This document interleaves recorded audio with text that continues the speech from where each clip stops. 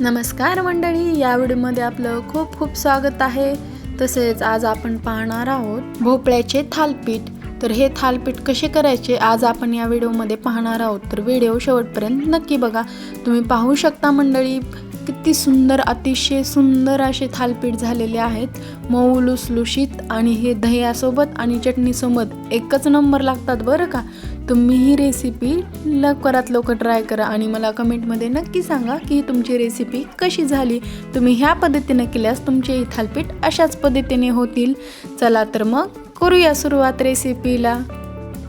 इथे मी एक भोपळा घेतलेला आहे आणि भोपळा जास्तही निब्बर घ्यायचा नाहीये। त्याला नख टोचून पाहायचंय की आपलं नख मध्ये जातंय का नाही। थोडंसं तुम्ही पाहू शकता व्हिडिओमध्ये दाखवल्याप्रमाणे। आणि मी आता इथे खिसून घेत आहे। माझ्याकडे मोठी खिसणी नव्हती त्यामुळे मी याने खिसत आहे। एक वाटण करणार आहोत, तर हे वाटणाला लागणारे साहित्य इथे मी घेत आहे। कोथिंबीर, कढीपत्ता, लसूण, ओवा, जिरे आणि चवीनुसार मिरच्या। चला तर मग ग्राइंड करूया।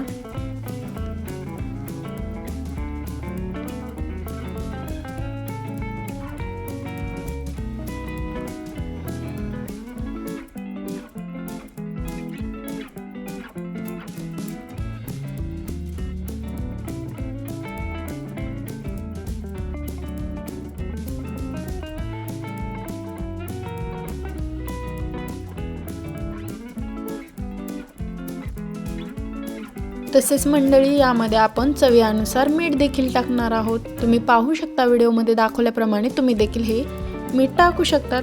तसेच आपण भोपळा खिसून घेतला आहे, यामध्ये पीठ ॲड करणार आहोत। तर इथे मी घेतलेलं आहे 2 वाटी गव्हाचं पीठ। त्याबरोबरच आपण बेसन पीठ 1 वाटी घेणार आहोत। तुम्ही हवं असेल तर ज्वारीचं पीठ देखील ॲड करू शकतात। मी इथं 1 वाटी ज्वारीचं पीठ घेतलं आहे आणि हे तीनही व्यवस्थित असं मिक्स करून घ्यायचं आहे। यानंतर मी ओवा आणखीन टाकत आहे, जेणेकरून आणखीन छान टेस्ट। तसंच ओवा टाकताना हातावर चोळून टाकायचं आहे। आता इथे मी वाटण तयार केलं होतं, ते वाटण आपण टाकून घेऊया। इथे अजिबात पाणी घालायची गरज नाही आहे, कारण भोपळ्याला ऑटोमॅटिक पाणी सुटतं, त्याच्यामुळे पाणी घालायची गरज नाही आहे। तसंच मी आता चवीनुसार मीठ टाकून घेत आहे। आता आपण व्यवस्थित त्याला तिंबून घेऊया।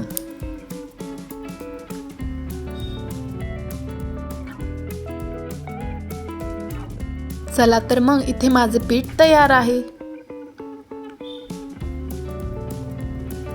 तुम्ही पाहू शकता पीठ किती छान असं व्यवस्थित मिक्स झालेलं आहे।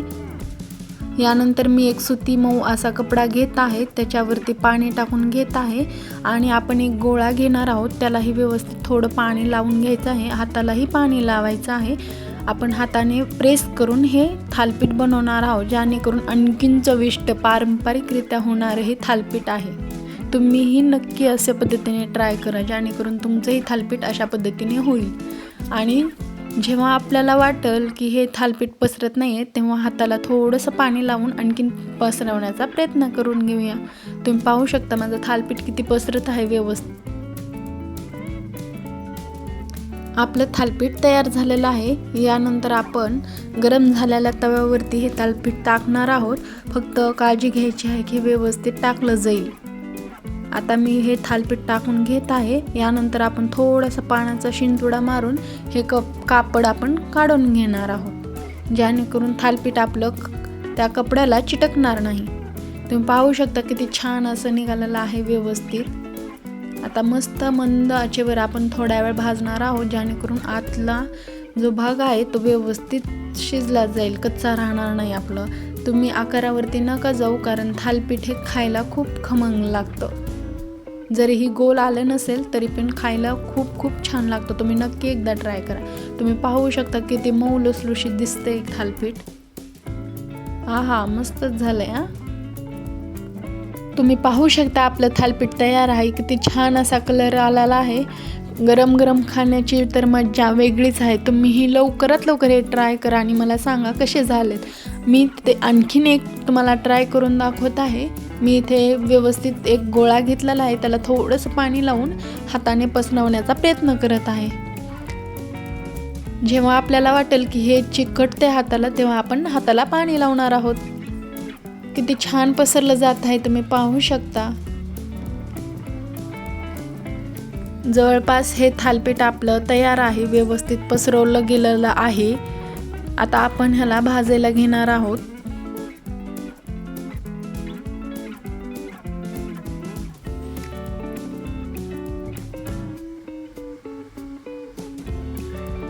तवा जास्ती तापलेला नकोय, जेणेकरून आपला थालीपीठ लवकरात लवकर करपणार नाही. लवकर भाजलं गेल्यानंतर आतनं ते कच्चं राहतं, जेणेकरून गॅस हा मिडियम आचवरतीच ठेवायचा आहे. तुम्ही पाहू शकता मी परत एकदा थोडंसं पाणी लावून व्यवस्थित कापड काढून घेत आहे. तुम्ही पाहू शकता किती छान असं व्यवस्थित थालीपीठ झालेलं आहे.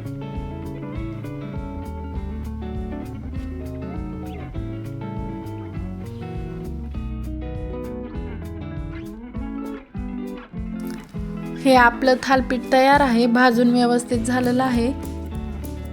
तुम्ही पाहू शकता किती सुंदर कलर आलेला आहे याला. चला तर मग आपण सर्व करून घेऊया. या धपाट्यासोबतच आपण थोडेसे दही आणि शेंगदाण्याची चटणी, चवीनुसार आपण हिरव्या मिरच्या देखील घेणार आहोत.